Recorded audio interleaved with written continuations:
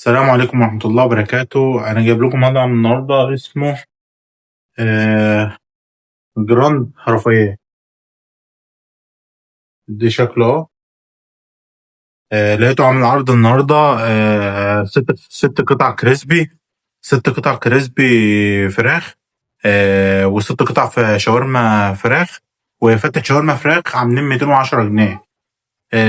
تعال نفتح مع بعض ونشوف الحاجة. الصراحة شكل الحاجة يفتح النفس. ده أول حاجة، ده شكل الشاورما فراخ أهي، معاها بطاطس وشاورما وبطاطس. ودي تقريبا الكريسبي، دي شكلها اهي. وده فتة الشاورما. أنا هبتدي أول حاجة بفتة الشاورما. جاي معاها كده سكينة وشوكة ومعلقة. دي شكل الباكجينج أهو. هنبتدي بالشاورما، نقول بسم الله.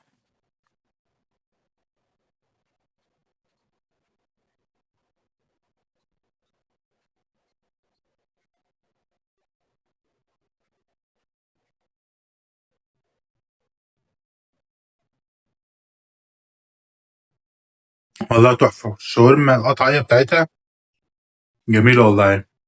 دي شكلها اهي. نخش هنا على الكريسبي. دول بطاطس أول، هي من الطريق والكلام ده فبردت، بس هي حلوة عليها بهارات وكويسة. بالنسبة لقطعة الكريسبي يعني شكلها معقول وشكلها كبيرة والله.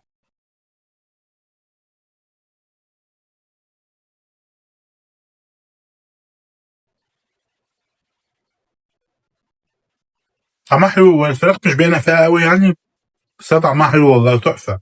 بالنسبة للعرض طعمه جميل. هنخش نشوف الشاورما الفراخ.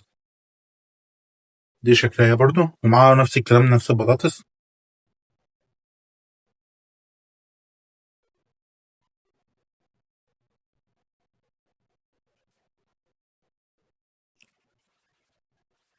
والله حلوة برضو قطعية الشاورما اللي فيها تحفة. ده فين بقى؟ ده في شارع كلية آداب في المنصورة. شارع اسمه شارع عقل، متفرع من شارع كلية آداب المنصورة. السلام عليكم ورحمة الله وبركاته. يا رب يكون الفيديو عجبكم. لو ما عجبوش ما تنساش تعمل لايك واشتراك في القناة.